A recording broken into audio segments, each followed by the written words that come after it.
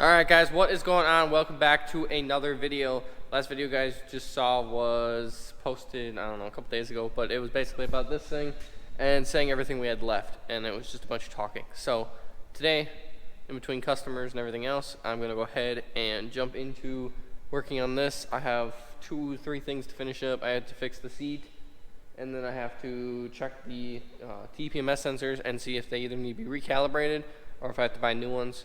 Hoping I have to just recalibrate it, because otherwise I'd spend more money on it and then do a bunch more work. But you know what? That'll be life if it is. So I'm gonna go ahead and rip out this passenger seat, and then I have the replacement seat sensor panel.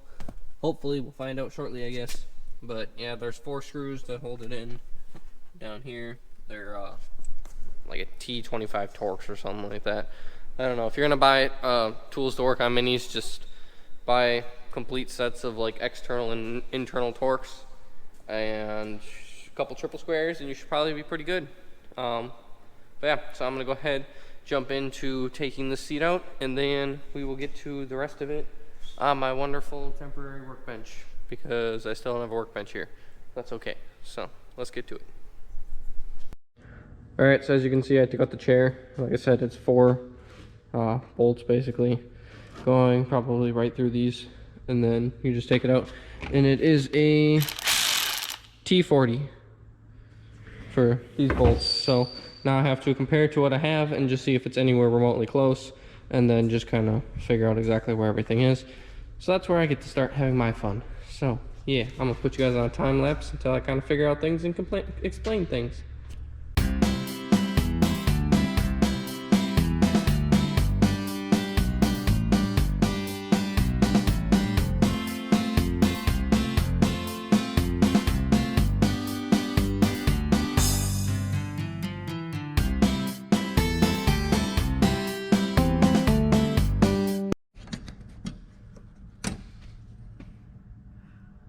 Those two separate.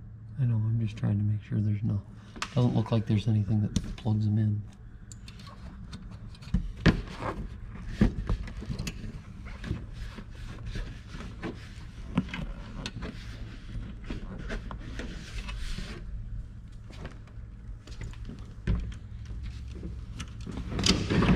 Trying to get your fingerprint. I was thinking about it apparently.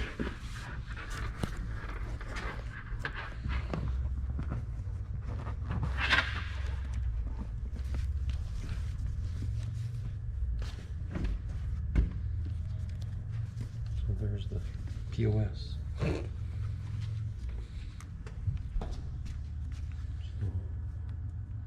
I'm assuming that's not supposed to be cracked. I'm assuming that's not supposed to be cracked. That's probably where our issue is. Separate it. There we go. So as you guys can see, that's obviously the issue on why the occupancy sensor doesn't work. But unfortunately, the one that we have, so you can kind of see this one's way different than this one. Both. The plug is different, and everything else is different. So, fortunately, we have to find the right one. So I'm gonna take this number and see if I can get any information off of this. But at least we probably know why the seat is broken. So that's a good thing. Honestly, because we're this far, and I kind of totaled the bottom of this seat. I can undo it, but anyways, I kind of totaled it. I might put my racing seats in. I'm not sure. We'll have to see. But either way, found our problem, so that's good. Now hopefully we can do the next thing when we come back from dinner, and everything else will be good. So far that's the update. Yay. All right guys, so quick little update. Basically, as you guys saw, I believe in the last clip, we still have to figure out what we're gonna do with the seat sensor, and I looked it up, or tried to look it up. I did a quick search and I can't find anything, I mean anything at all that resembles the, I'm gonna call it a seat sensor, but honestly, I looked up something that looked kind of similar to it, and it said it was a heated seat element, basically. So I'm not sure if it is. A lot of car manufacturers sell vehicles that are, you know, multiple trim levels. They sell like all the highest trim level at the same as the lowest, but they don't plug everything in. So you have to, you know, either get harnesses or you can throw in, so say you have a vehicle that comes with heated seats, but you did not get heated seats as an option, you can throw heated seats in there at a later date and then plug it into that harness. Some manufacturers are like that. I think like Ryan Mayer and some of these guys on YouTube have proven that Dodge and Ford and some of them work like that. But anyways, long story short, I have to see if I can either find a bypass switch, which seems really common with those for putting like aftermarket racing seats in, or see if I can just figure out how to get that one fixed or something. Honestly, I have no idea what I'm going to do with that. So that's a problem I have to kind of research, talk to some people, figure out. Right now what we're trying to do, and he stole it just because I'm on camera, but the TPMS sensors are not registering in the car. As I showed you in the last video, it says low tire, and like I said, obviously they're not low on tire pressure because A, the freaking ride is rock hard, but B, I mean, if they were low on tire pressure to the point where it was sounding an alarm, you'd be able to visually see it, because these are not run flat tires like come original. So what he's going ahead and going through is relearning, or trying to relearn all the TPMS sensors. I was able to trigger all of them, but of course he's fighting on like the last one, but I was able to trigger all of them, which means that they all read. So we have to go through and just figure out, you know, all the little kinks of this vehicle basically.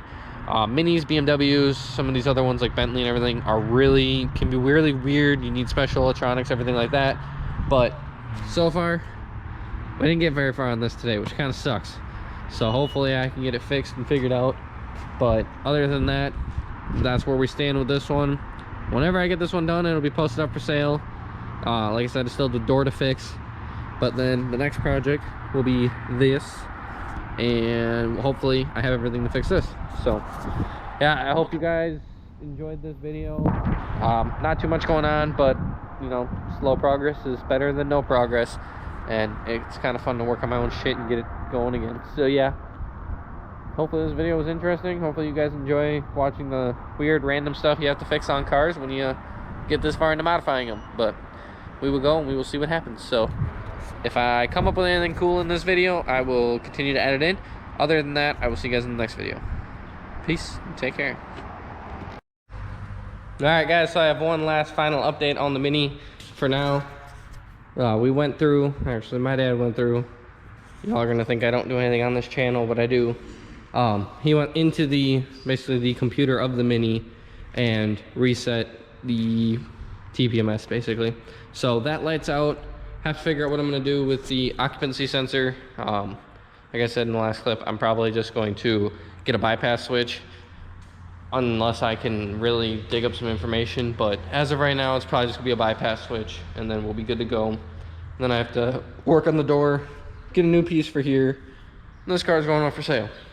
I got a new oil change on it too, because we're about to hit 500 miles on it. Then it's getting sold.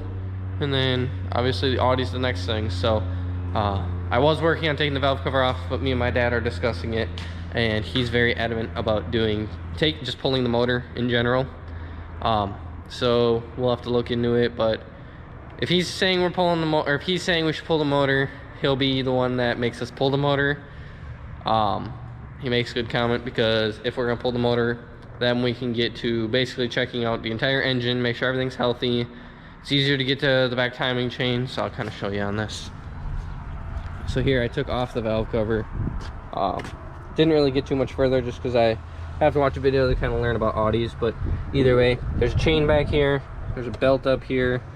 Obviously you have to take this off, you have to take like the exhaust manifold off and everything, because that's all connected to the cylinder head. So he said that we probably should just, you know, pull the engine, that way we can check, we can get that timing chain easier. We can check the oil pan gasket. We can go through, like I said, just about everything. Make sure the motor's good, make sure everything's good. Because whether we keep this or whether we sell it to get something else and just keep flipping, we obviously want to make sure it's reliable. We don't want to constantly be going back into this to do a $50 part or whatever it is. If we just pull the motor, do it all. Problem is we don't have a lot of time and we don't have a lot of space. So the only option we would have is bring it in, pull the motor, put it on a stand, and then send the car back out to sit, and then work on it probably for like a week or two, which will turn in like a month or two, just because that's how it works around here. But, well, that's probably what we'll end up doing, just because he says to do it. So instead of arguing with him, because it's not gonna get me anywhere anyways, just do what he says, and he ends up being right in the long run, because he's blown up well, I've actually blown up more shit than he has, but he's done the same shit. So this is also a real quick look at most of the parts we have. We have a top mount intercooler in there for the Subaru, D-Shwork pump, a Perrin top pitch stop mount, ETS intake, Perrin, either a Perrin or Grimspeed charge pipe. And then I also have to get pretty sure I have to get a down pipe, but I'm actually thinking I'm gonna send that one. I have a Turbo XS down pipe on the car right now, which is the Subaru. And I think when I go get it tuned, I'm going to just hope for the best. If I get a check engine light when we tune it, it'll be probably like, I would say, a month or two, depending on the Audi. And if I get a check engine light, I'll just order the Grimspeed J-pipe, and then I'll have a EPA compliant turbo or complete system. So otherwise, I was thinking about going with an open source software, kind of like Subaru Edit or something. Unfortunately, it doesn't seem like there's too many people who have knowledge with that type of setup.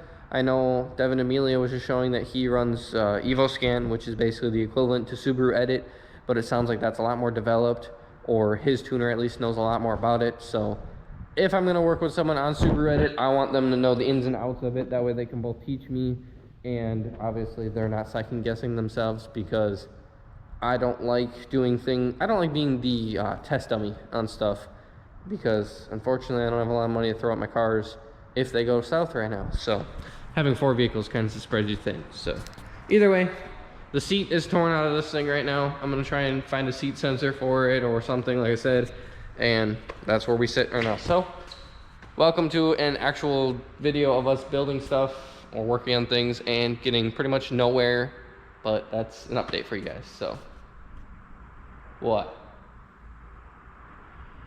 Speak. Show the shop.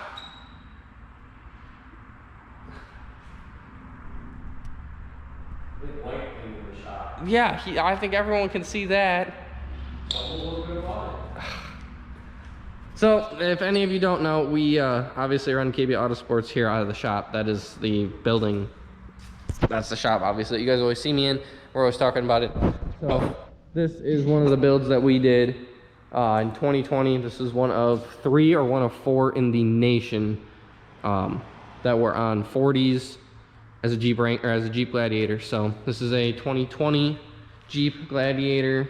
It's on 1-ton axles, 3.5-inch metal cloak lift with, I believe it's 4-inch metal cloak or 4-inch Evo MFG springs that ended up raising it up to like a 6-inch lift. It's a little weird on that, but we have 40-inch Mickey Thompson.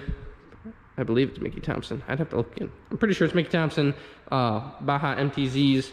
And then we have Warn winch up front. We have a PSC power steering kit.